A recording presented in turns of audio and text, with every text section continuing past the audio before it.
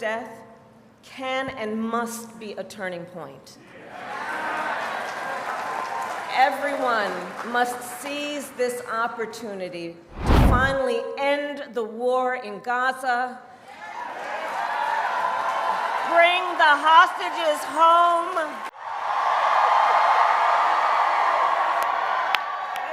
Can we hear it from Mia?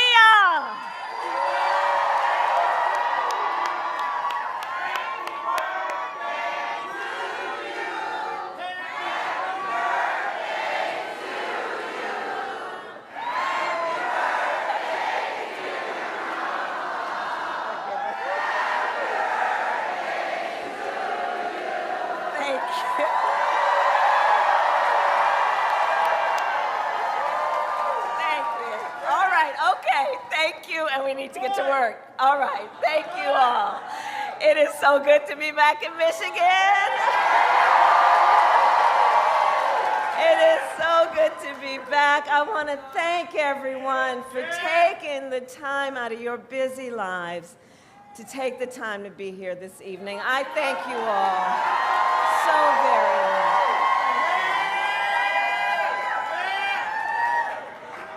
Can we please hear for Senator Stabenow, who was here earlier? County Executive Dave Coulter. Representative Stevens, who we need to elect to the United States Congress. And let's send Representative Slotkin to the United States Senate. Because we need them in D.C. We need them in D.C. I also want to thank all of the leaders of the Arab American community who are here.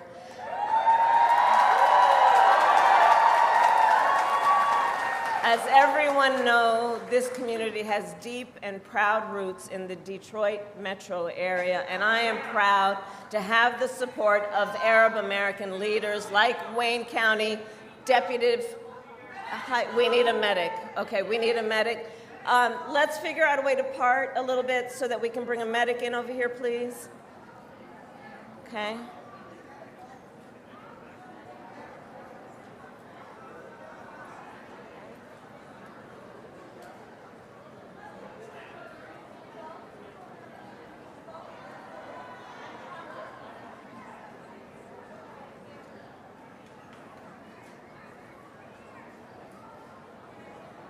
Okay, it looks like we need a medic over there too.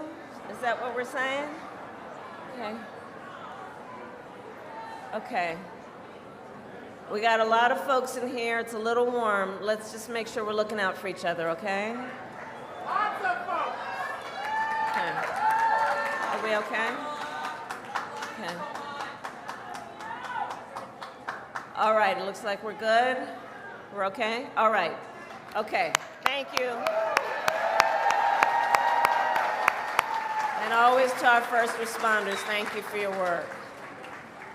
So as I was saying, our Arab American community has deep and proud roots in the Detroit metro area, and I am very proud to have the support of Arab American leaders like Wayne County Deputy Executive Assad Turfi,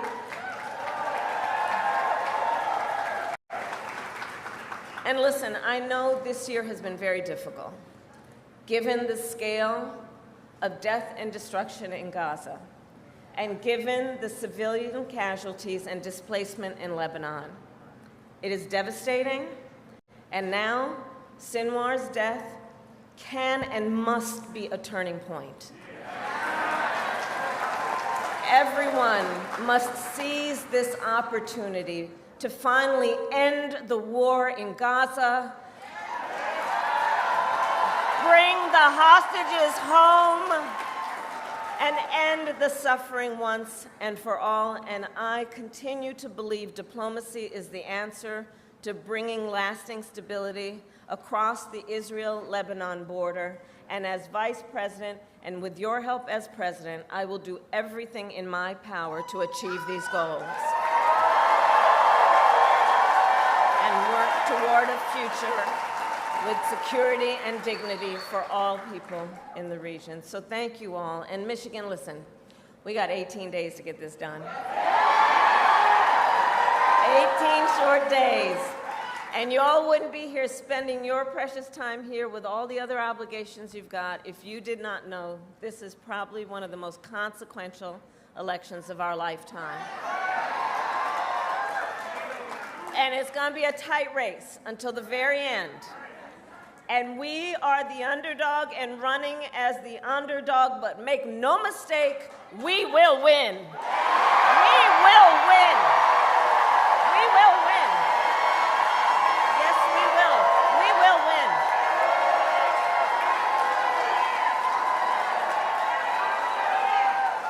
And we will win because we understand, and we will win because we understand what is at stake.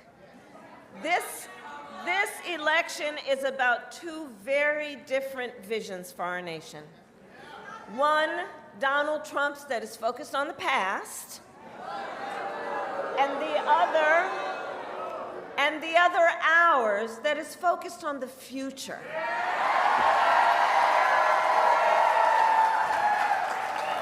We are focused on a future where we bring down the cost of living, invest in small businesses and entrepreneurs, protect reproductive freedom.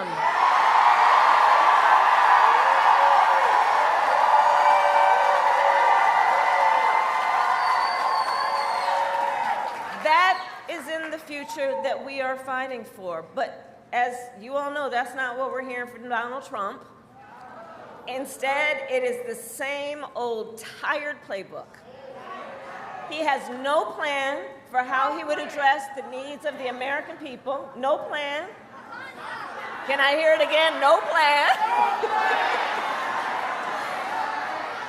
And he is only focused on himself. And now, check this out, he is ducking debates and canceling interviews.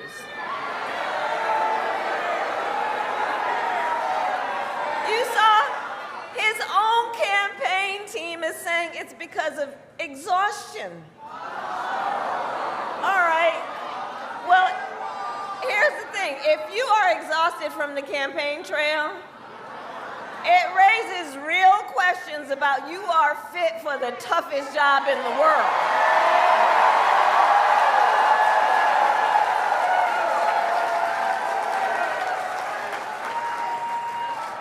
And so, folks, for these reasons and more, it is time to turn the page.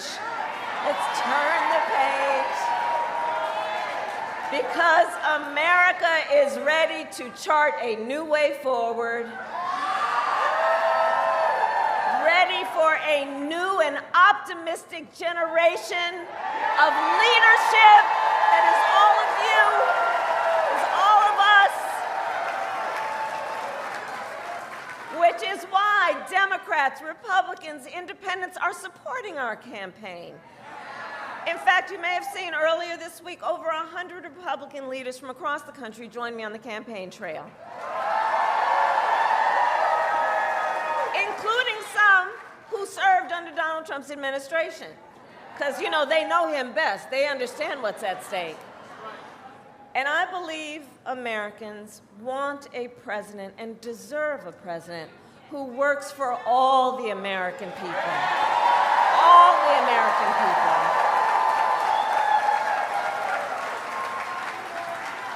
And that has been, as you all know, the story of my entire career. I've only in my career had one client, the people. One client.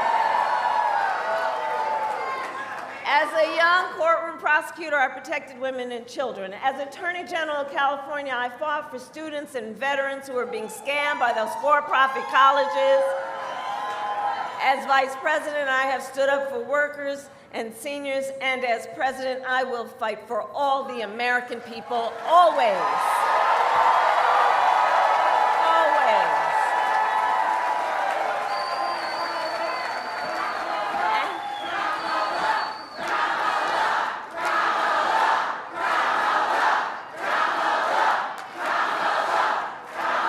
And together, us and you, we will together. Like, I want you to shout your own name for a minute. Let's do that really quickly. Shout your own name for a minute.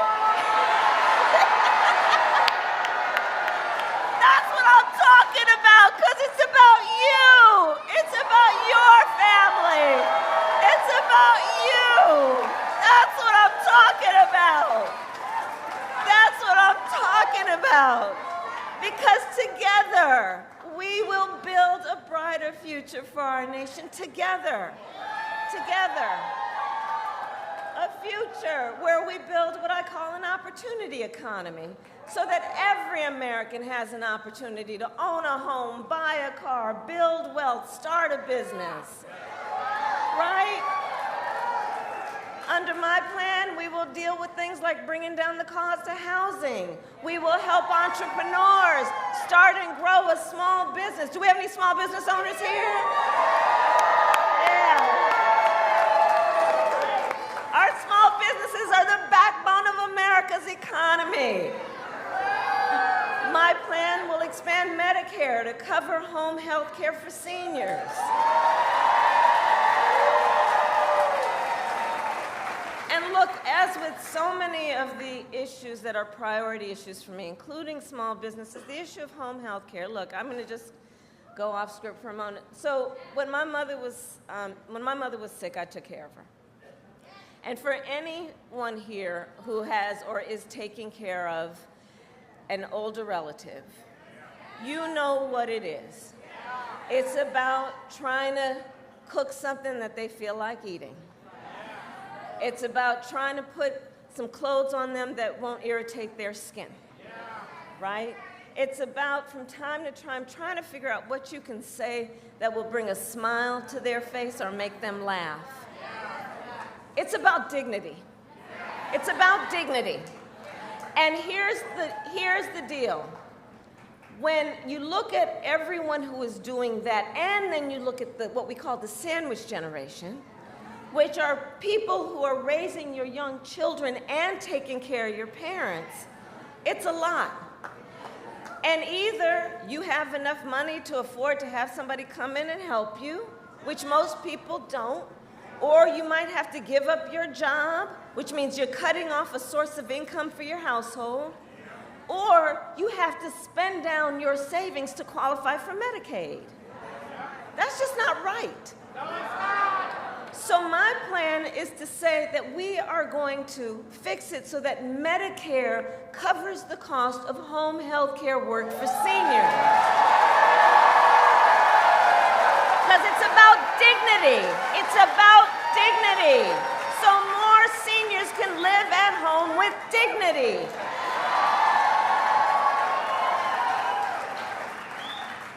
Our plan will lower costs on everything from health care to groceries. I'm going to take on corporate price gouging like I've done before. I'm going to do it again.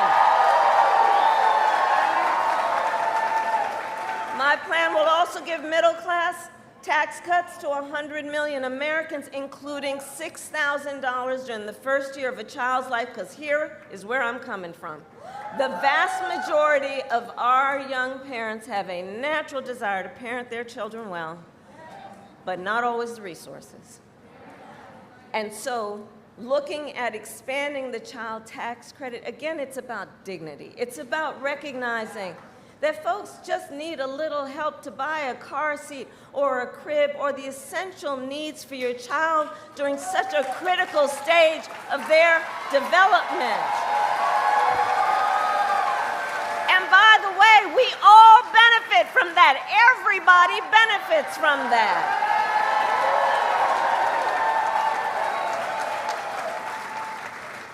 So these are just some examples of our plan, and all of that to say, look, I will always stand and fight for the middle class and working families of America. I come from the middle class, and I will never forget where I come from.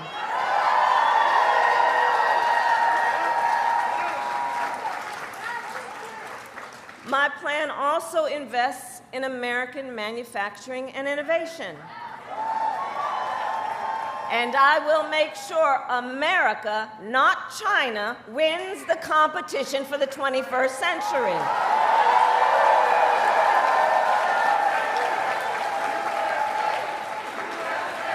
Exactly right. Exactly right.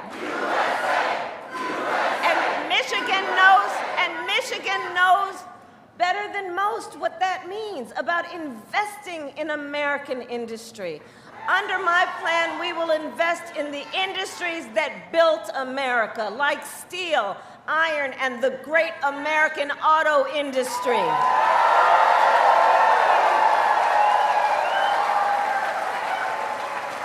And contrary to what my opponent is suggesting, I will never tell you what kind of car you have to drive. But here's what I will do. I will invest in communities like Oakland County and Detroit. We will retool existing factories and hire locally and work with unions to create good-paying jobs.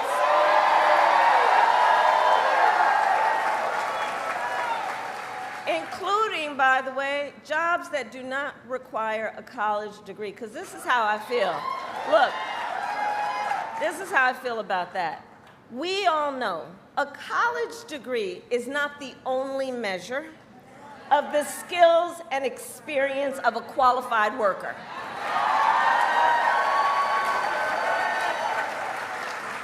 So part of my plan is to do an assessment of all the federal jobs, which will be under our jurisdiction, to figure out which of them should be rethought of in terms of whether or not it actually requires a college degree. And the next step on that is going to be to challenge the private sector to do the same.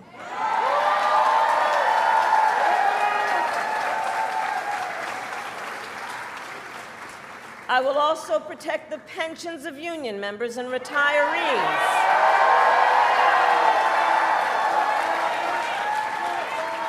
Including yesterday when I announced the protection of the full earned pension benefits of more than 22,500 retirees under the Detroit Carpenters Pension Fund.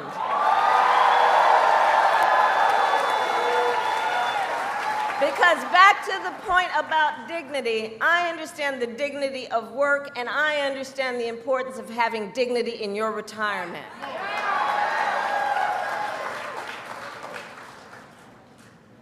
Now, Donald Trump has a different approach.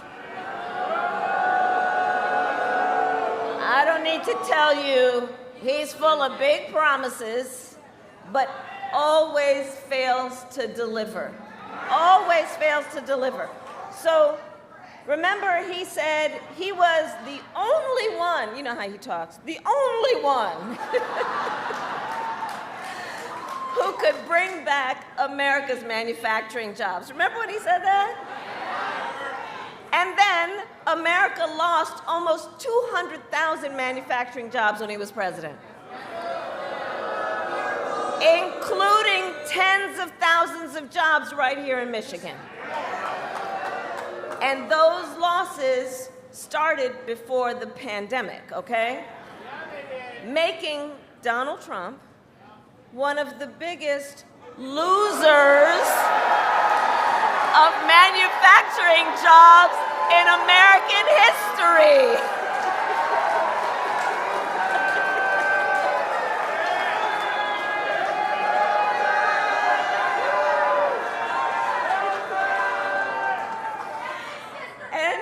And his track record for the auto industry was also a disaster. He promised workers in Warren, you remember, he promised workers in Warren that the auto industry would, and I'm going to quote, not lose one plant during his presidency. Then, American automakers announced the closure of 6 auto plants when he was president, including General Motors in Warren and Stellantis in Detroit. Remember that?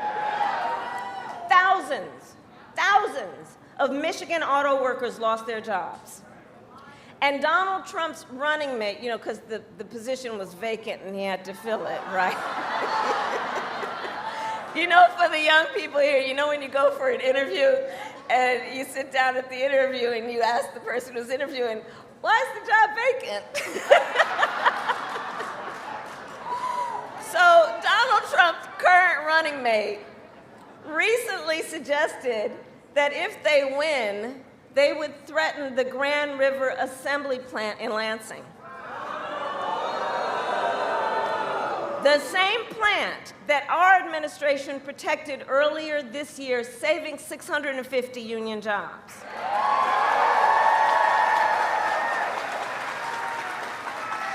And remember, Donald Trump encouraged automakers to move their plants out of Michigan so they could pay their workers less.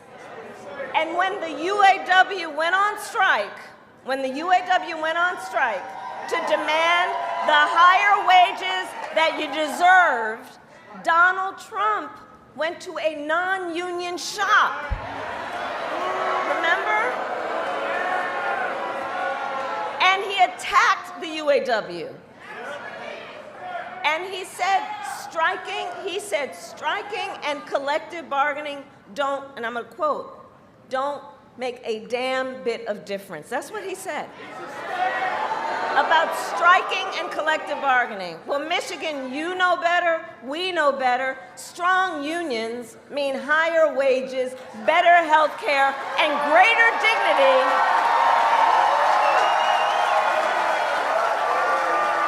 for union members and everyone else. Because you don't have to be a member of a union to thank unions for your 5-day work week and your vacation time and your sick leave. Thank a union.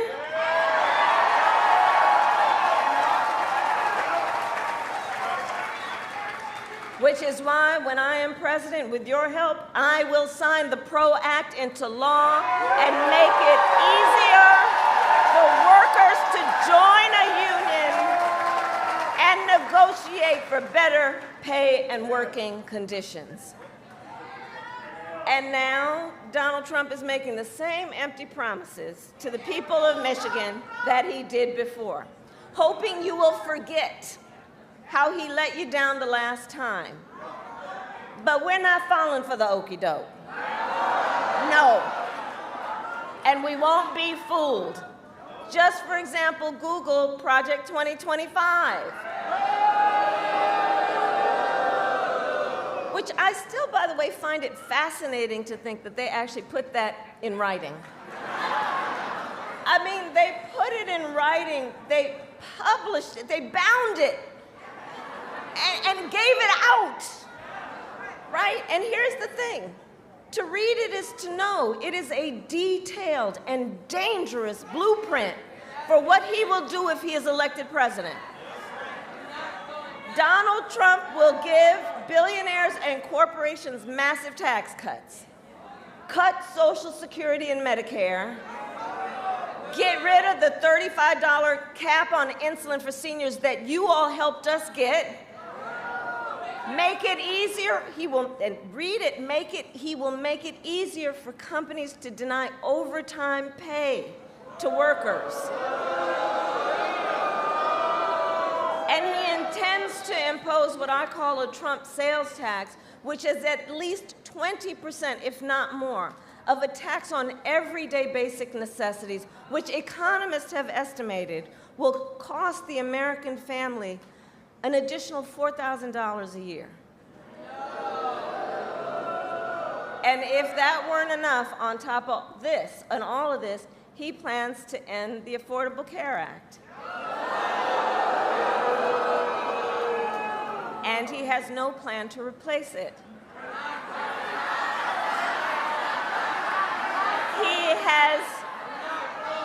Because he has, quote, concepts of a plan.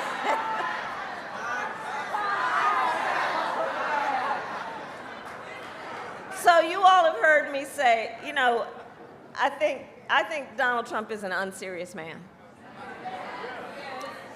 And the consequences, if he were to ever get back into the White House, are absolutely dangerously serious. Because think about it. He's going to threaten the health insurance coverage of 45. Okay, so here's the thing. Here's the thing about that. The courts are going to take care of that. We're going to take care of November. How about that? Right? We'll take care of November.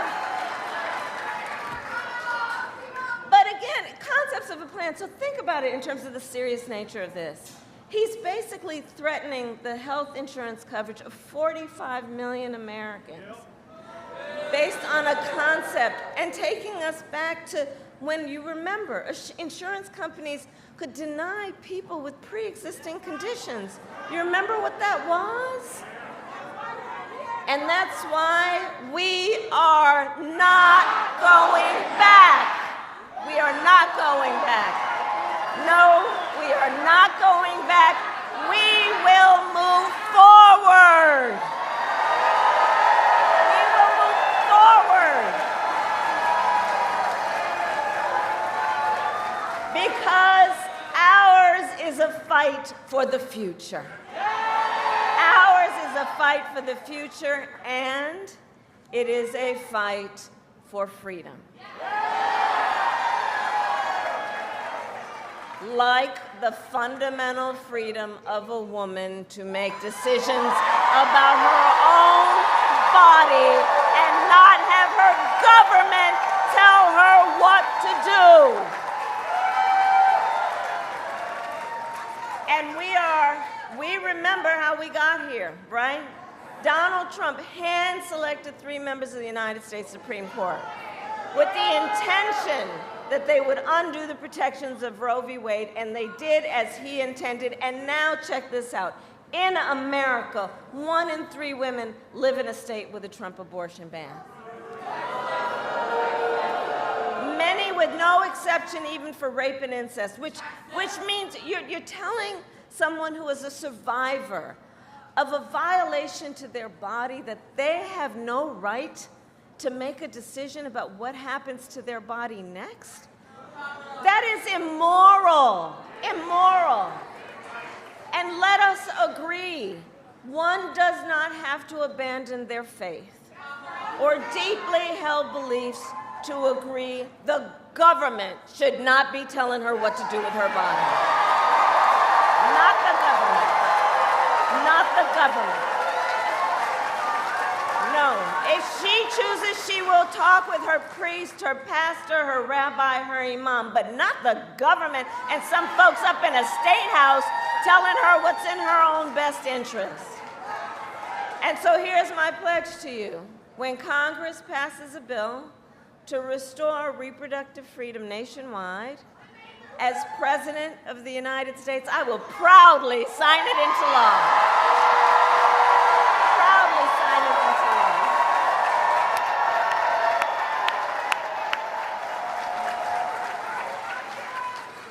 And across our nation, listen, I'm traveling the country, and I'll tell you, across our nation, we are witnessing a full-on assault on hard-won freedoms and rights, including the freedom to vote. Let me tell you, in places like Georgia, where I'm spending some time, you know they passed a law that makes it illegal to give people food and water for standing in line to vote? Yeah. I mean, the hypocrisy abounds. What happened to love thy neighbor? Attacks on the freedom to join a union. Attacks on the freedom to be safe from gun violence. Mia talked about that. Attacks on the freedom to love who you love openly and with pride.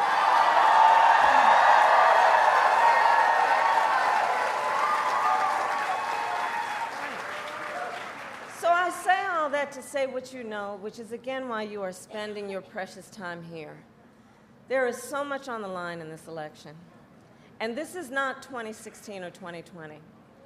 The stakes are even higher because remember a few months ago, the Supreme Court of the United States basically told the former president that he is effectively immune from doing whatever he does in office.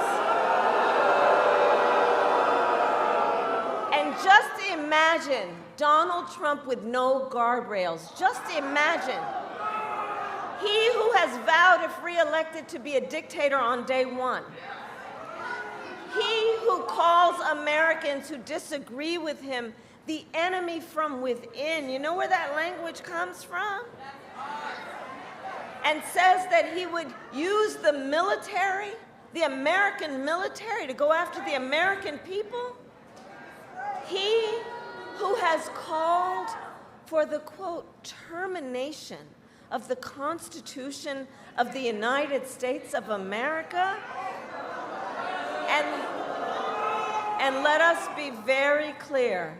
Someone who suggests we should terminate the Constitution of the United States of America should never again stand behind the seal of the President of the United States of America. Never again. Never again. Never again.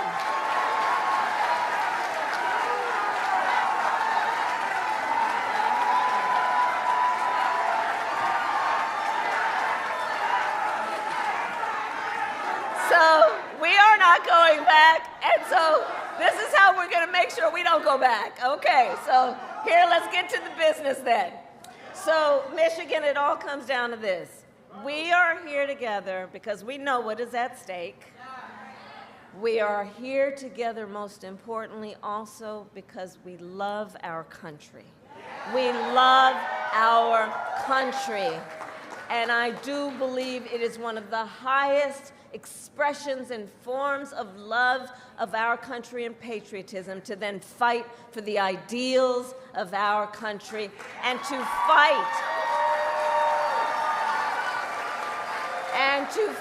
to realize the promise of America. So, election day is in 18 days, okay? And here in Michigan, early voting starts on Saturday, October 26th, 1 week from tomorrow. If you live in Wayne County, you can vote in person. Even sooner, early voting in Detroit starts tomorrow. Okay? So now is the time to make your plan to vote. And if you have received your ballot in the mail, please do not wait.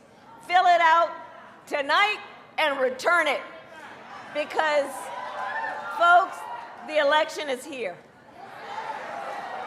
And we need to, as you know best how to do, we need to energize, we need to organize, we need to mobilize,